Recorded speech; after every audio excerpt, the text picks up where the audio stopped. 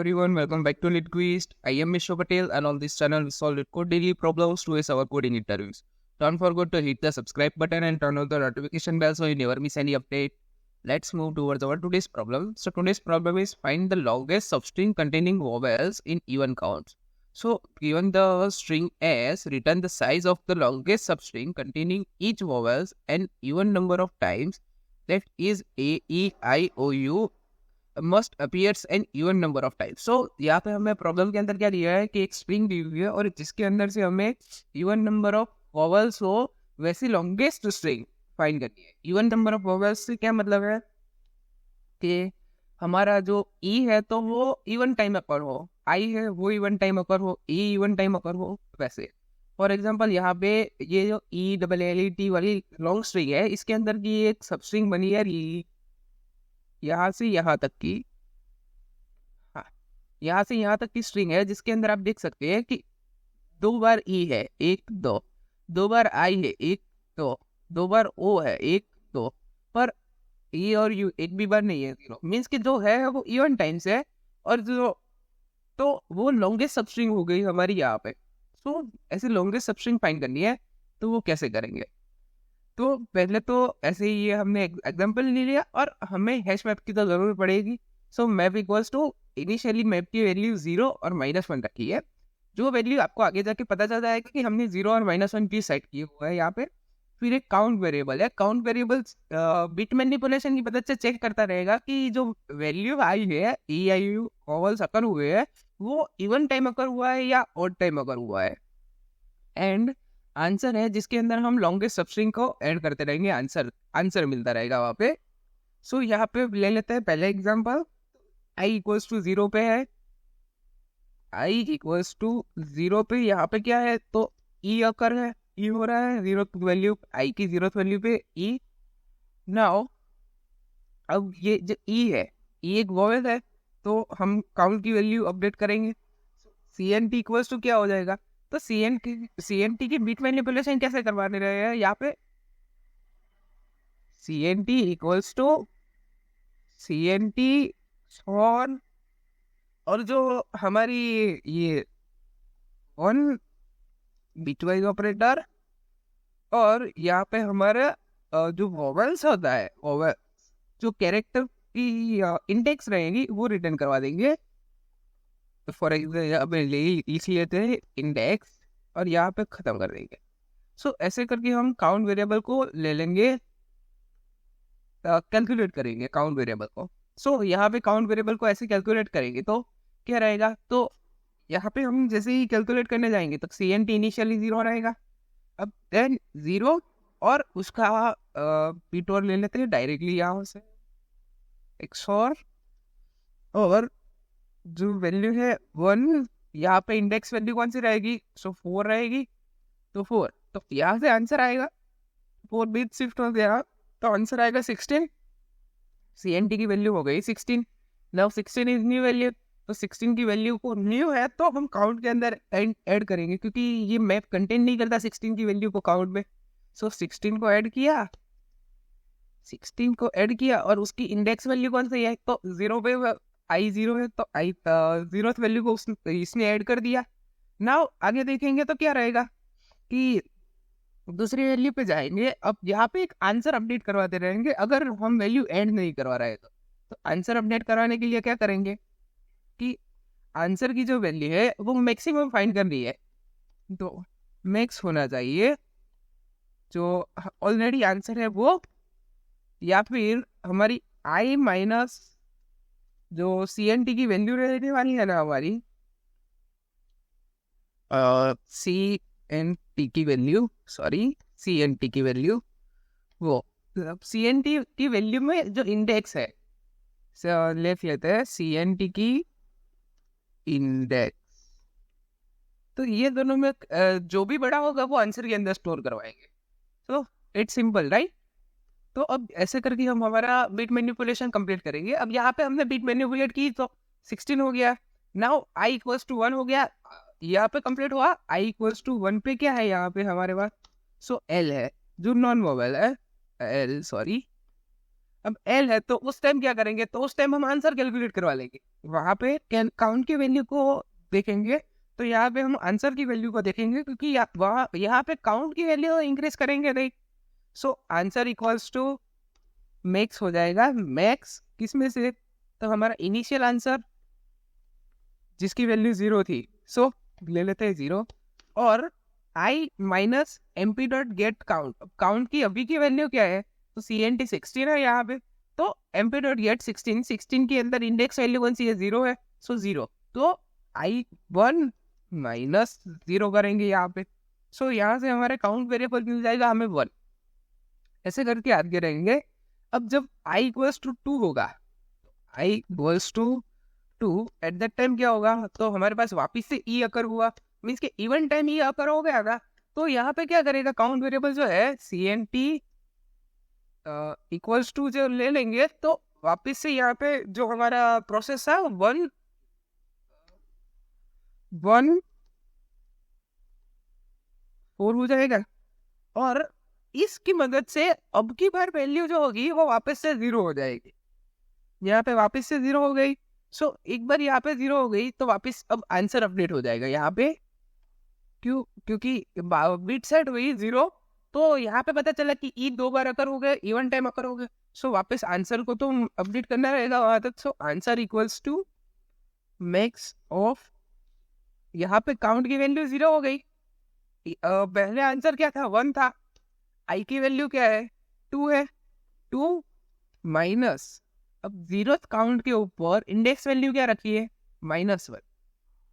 अब आप सबको समझ आ जाएगा कि यहाँ पे -1 क्यों स्टोर करवाया था, ताकि ये माइनस माइनस प्लस हो जाएगा, तो हमें एक इंडेक्स कंप्लीट मिल जाएगी, हमारी कितनी कितनी लॉन्गेस्ट उसकी लेंथ रह रही है। सो आई 1 2 -1 इक्वल्स टू, यहाँ से हमारा आंसर आ जाएगा 3। अब देखेंगे तो यहाँ पे 3 है जिसके अंदर even even number of E's है, तो ये एक सब स्ट्रिंग हुई लॉन्गेस्ट, अभी तक की तो लॉन्गेस्ट सब स्ट्रिंग हुई। तो ऐसे करके हम सभी कैलकुलेट करने वाले हैं। Let's see our coding solution. So coding के अंदर पहले तो हमने जैसे बोला कि एक हैश मैप ले लेते हैं,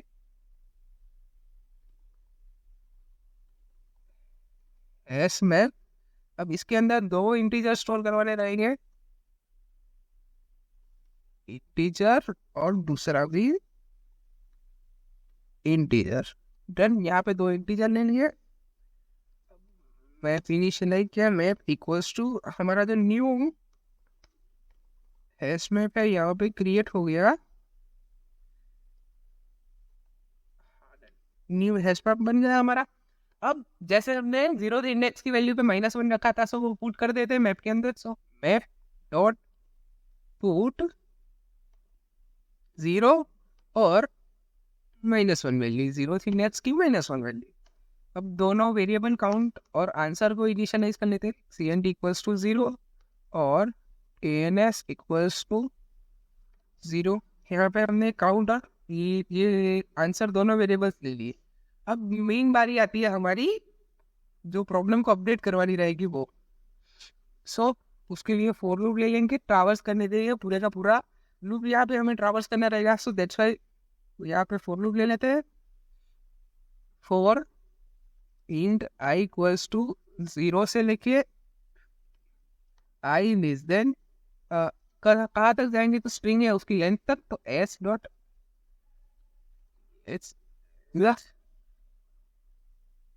लेंथ तक चले गए यहाँ पे, और वैल्यू आई प्लस प्लस करते रहेंगे यार। अब यहाँ पे हमें ओवल चेक करवाने हैं कि if S dot char at I, char at I है, आई जो आई कैरेक्टर है वो वोवेल है कि नहीं, वो कैसे करवाएंगे, तो डायरेक्टली ऐसे चेक कर सकते हैं हम, ए फिर और ऑपरेशन लगा के दूसरा ले लेंगे। सो ऐसे करके सभी ऐड कर देते हैं।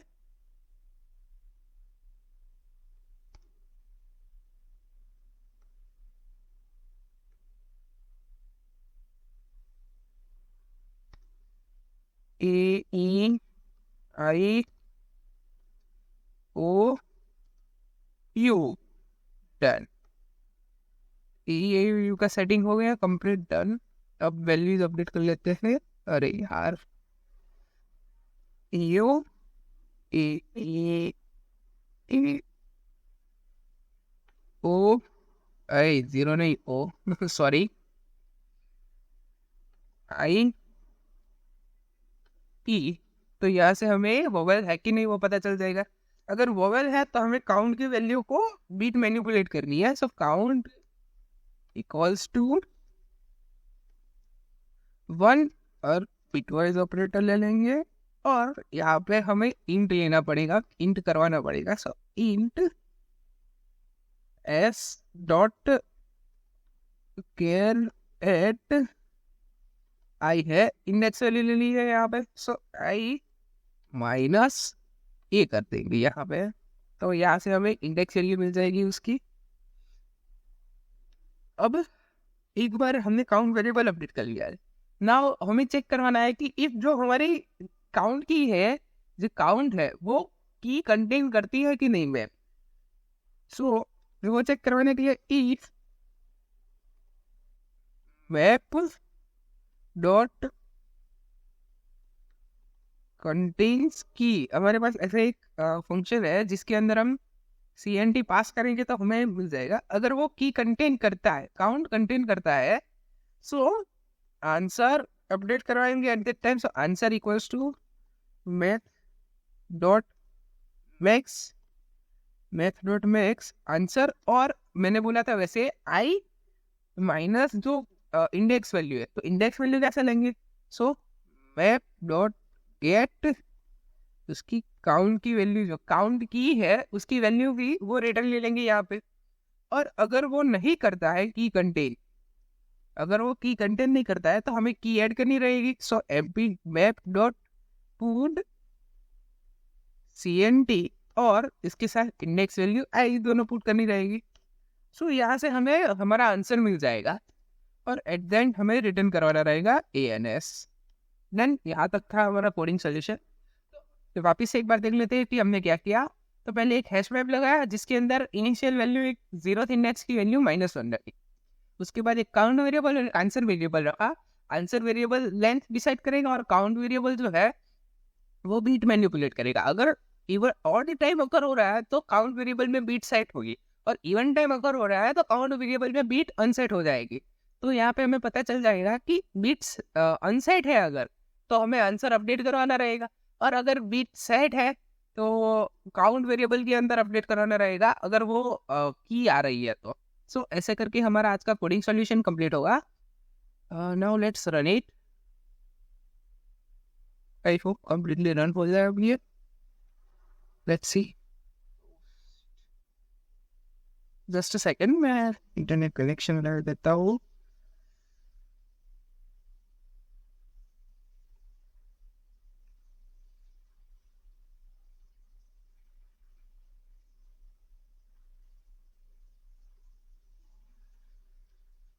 हाँ, सॉरी फॉर मिसकम्युनिकेशन,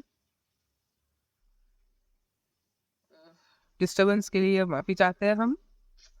तो यहाँ पे देख सकते हैं कि हमारा कंप्लीट सभी आंसर एक्सेप्ट हो गए। Now let's submit it. So बहुत टाइम के बाद ऐसे एक लॉजिकल आंसर आया है हमारा। It beats only 17% in run time. हमारा मे बी ऑप्टिमल सॉल्यूशन नहीं रहा है। देख लेंगे हमारा ऑप्टिमल सॉल्यूशन एक बार क्या रहता है यहाँ पे।